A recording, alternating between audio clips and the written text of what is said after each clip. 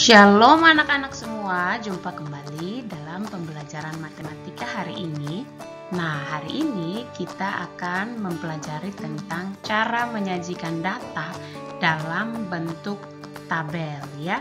Jadi nanti ada begitu banyak cara menyajikan data, tetapi hari ini kita fokus mempelajari tentang bagaimana cara menyajikan data dalam bentuk tabel saja.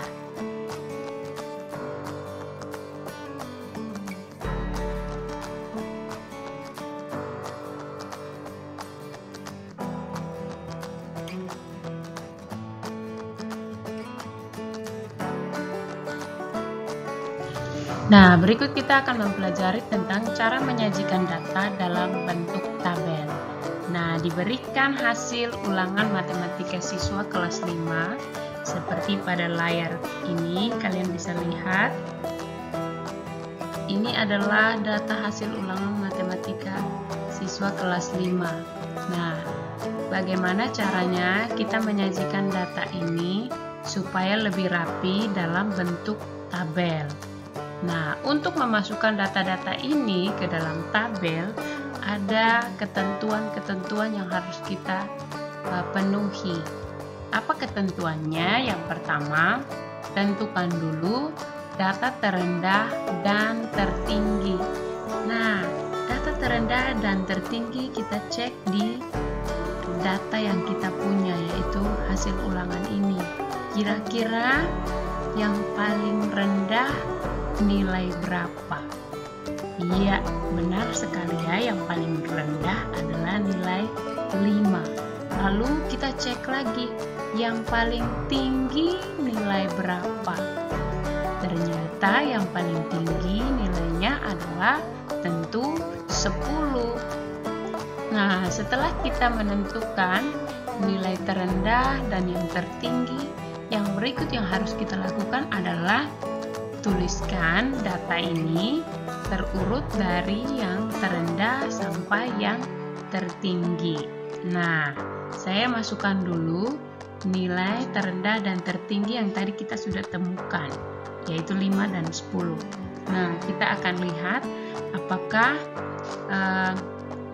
range data atau nilai ini berkisar secara berurutan dari 5 sampai 10 atau acak-acak. Kita lihat ya.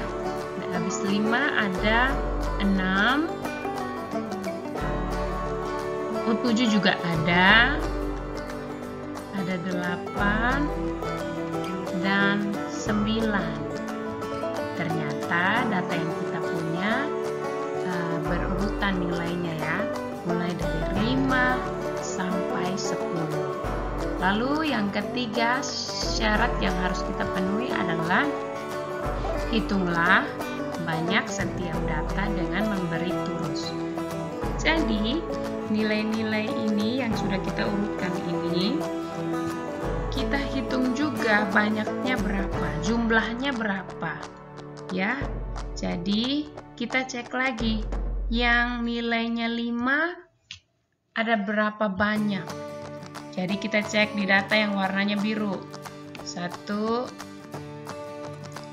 2 ya. Jadi yang nilai 5 ada 2. Lalu berikut lagi, kita cek lagi. Yang nilainya 6 ada berapa? Kita hitung ya. 1, 2, 3, 4, 5, 6. Ternyata yang punya nilai 6 ada 6 siswa. Lalu berikut lagi kita hitung lagi. Yang nilainya 7 ada berapa banyak? Hitung lagi satu-satu. 1, 2, 3, 4, 5, 6, 7, 8. Seperti itu ya. Jadi silahkan anak-anak menghitung sendiri nilai yang lain. Yang 8 ada berapa banyak, yang dapat nilai 9 ada berapa banyak siswa, dan juga yang dapat nilai 10 ada berapa banyak ya, supaya bisa kita masukkan ke dalam tabelnya. Nah, sekarang kita masukkan datanya ke dalam tabel. Kita buat tabelnya seperti ini. Nah, di sini yang harus anak-anak perhatikan adalah keterangan yang ada di dalam tabel ini harus disesuaikan dengan data yang kita punya. Karena di sini yang saya punya adalah data tentang hasil ulangan, maka di sini saya tulis keterangan di tabel ini adalah nilai. Setelah nilai ada banyak siswa. Karena nanti nilai-nilai ini kan ada banyak orang yang dapat, ya. Jadi setelah nilai banyak siswa. Nah, ini bisa anak-anak sesuaikan dengan data pada soal yang diberikan. Misalnya kalau tentang tinggi badan atau berat badan, silahkan disesuaikan keterangan pada tabelnya ya. Jadi tidak harus ikut keterangan nilai dan banyak siswa seperti yang saya punya, tetapi sesuaikan dengan data yang diberikan. Oke, berikut kita akan hitung. Tadi sudah kita hitung ya, sorry. Jadi kita tinggal masukkan ke dalam tabel saja seperti ini. Jadi kalau sudah masukkan ke dalam tabel ini, bentuknya lebih rapi ya. Jadi kita bisa melihat dengan lebih mudah bahwa yang dapat nilai 5 ada 2 siswa, yang dapat nilai 6 ada 6 siswa, yang dapat 7 ada 8 siswa, dan seterusnya. Nah, untuk penulisan turus ini caranya mudah ya. Jadi kalau untuk 1 ya tinggal digaris 1, untuk 2 ya tinggal anak-anak garis 2 garis seperti itu. Untuk 3 silakan digaris juga 3 garis, 1, 2, 3. 4 juga 4 garis, 1, 2, 3, 4. Yang berbeda adalah pada saat penulisan 5 ya. Kalau 5 harus ada garis silang seperti ini ya. Itu adalah cara kita menulis turus. Jadi turus ini sebenarnya artinya sama dengan angka ini ya, cuman ditulis dengan cara yang berbeda. Seperti itu, mudah sekali. Silahkan nanti anak-anak coba mengerjakan melalui tugas-tugas yang diberikan. Silahkan kita perhatikan dulu video berikut ini.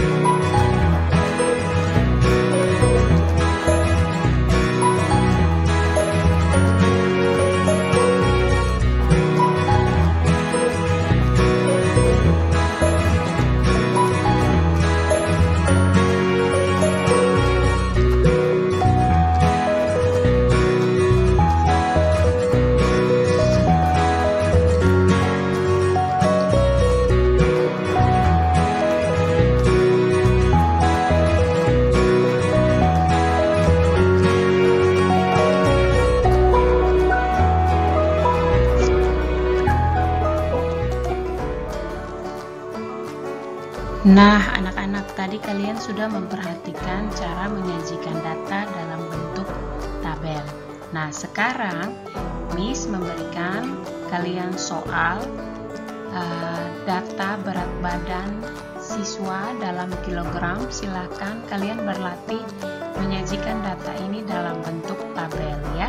Setelah selesai, silakan difoto, di-upload ke Google Classroom masing-masing. Jika kalian mengalami kendala, silakan hubungi wali kelas masing-masing. Oke, sampai jumpa di pertemuan matematika berikutnya. Shalom.